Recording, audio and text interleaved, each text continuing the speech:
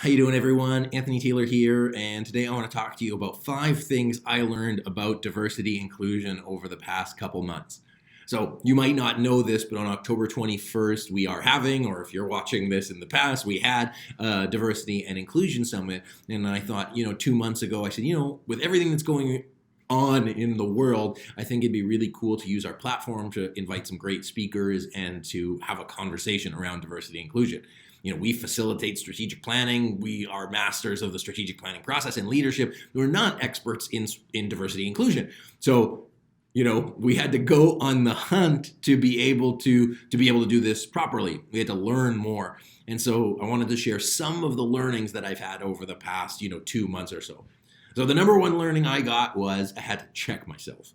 And the reason is, one of the colleagues on our team said, hey, if we're going to have a diversity and inclusion summit and we're going to talk about it, we have to be about it.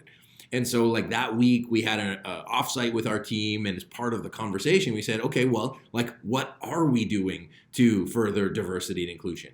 And if we're not doing it now, what are our commitments to do in the future? Where are some of the ways and where are some of the places that we kind of aren't diverse and aren't inclusive? And as I look at, our team of at the time, 3 white guys and a white girl, it's whoa, are we really doing it? Are we really living it? What are our practices for that?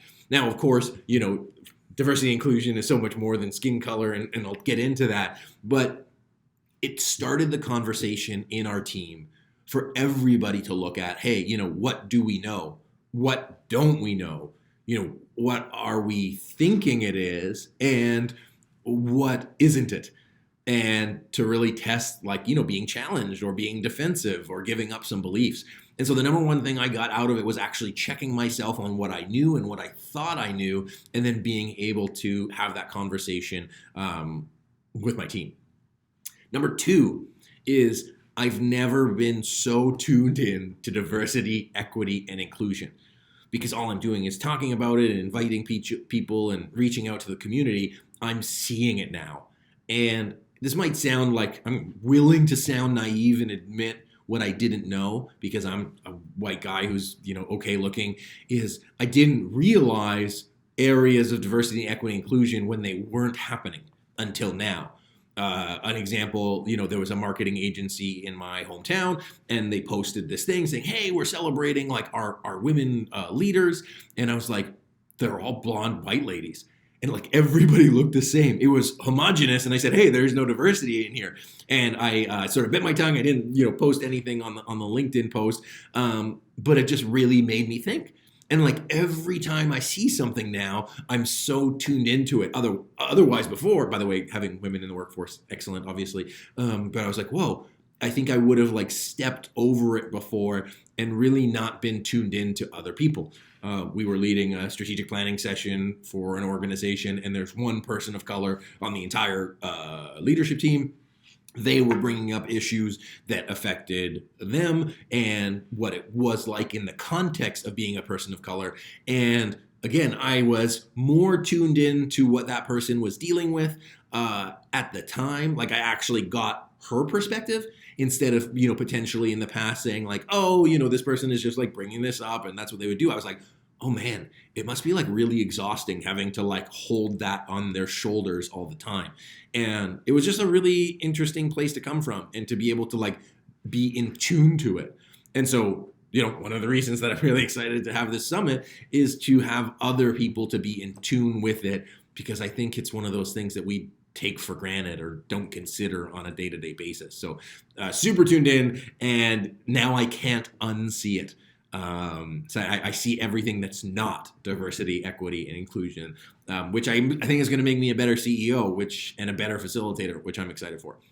Number third thing I learned about diversity and inclusion is there are specialists everywhere.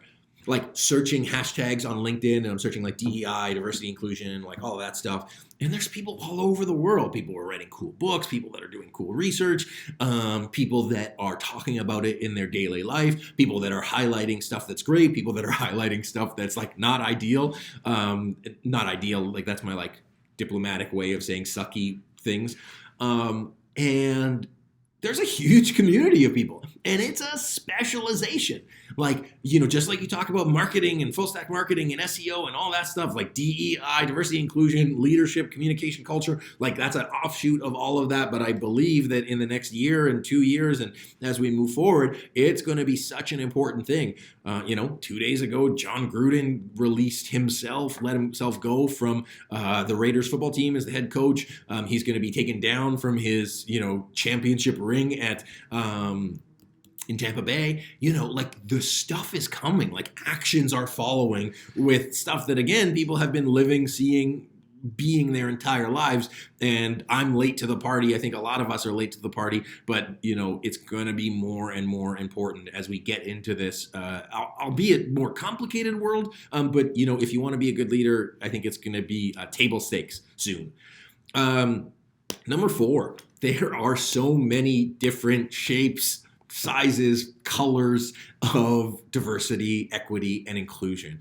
I learned this because I said, hey, diversity, equity, inclusion, like let's have people of different ethnic backgrounds or geographic backgrounds. And then someone said, well, what about people that are differently abled, that can't see or have, ADHD or different mental abilities? And again, I'm trying to be really aware of the language I'm using and make sure I use the right word. But there are so many different things, and everybody has their own superpower in it, which I think is super cool. But female leaders of different, personal backgrounds. There are so many different perspectives of it, and learning more and more makes you realize that it's there, and that it can't be categorized in any way, and that there are so many different approaches to it and different perspectives at it. I don't know how to explain that in any other different way. There's just a lot of people, and they're all great, and they bring their own skills and attributes to the table.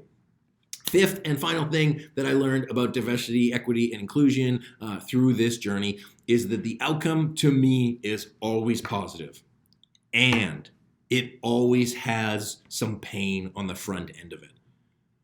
The conversations that I see, the posts that I see, there's always either somebody screwed up or this is bad and it's not aligned with diversity, equity, and inclusion, but then the outcome of it is positive.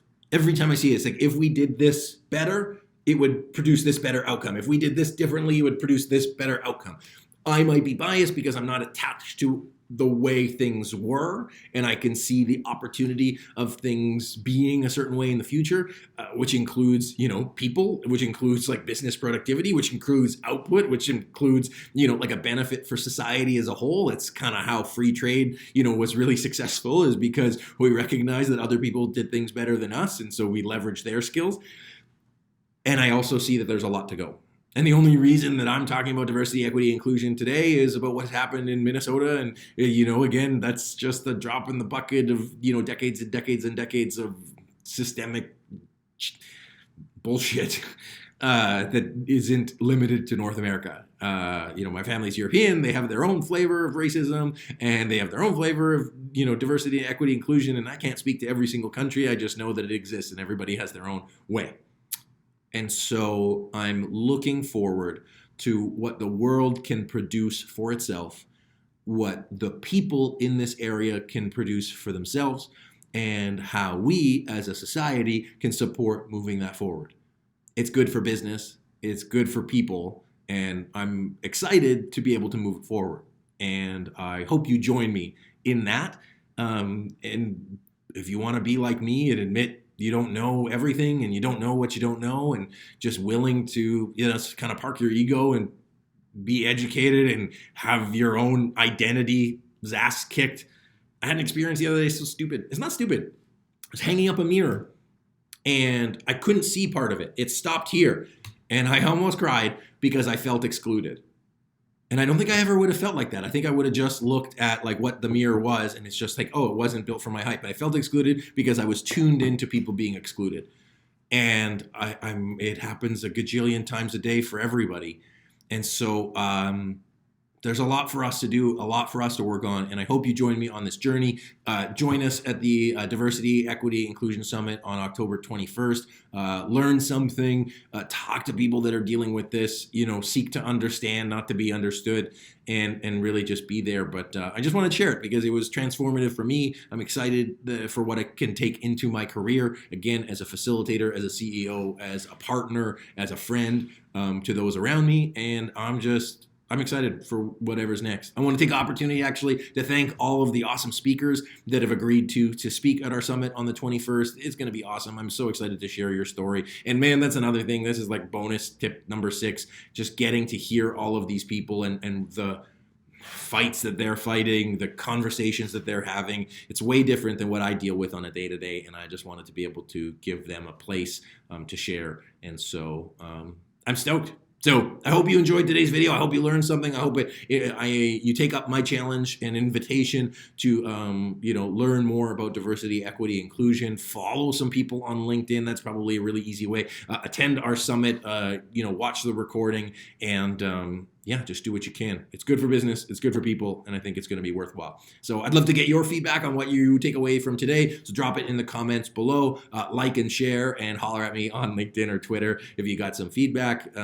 I look forward to hearing it. So my name is Anthony Taylor, Managing Partner at SME Strategy. Check out our Diversity, Equity, Inclusion Summit on the 21st, smestrategy.net/summit. You can see the link below. Give it a share. Share this video with somebody you think it would make a difference with, and we will catch you later. Bye, y'all. Thanks for watching.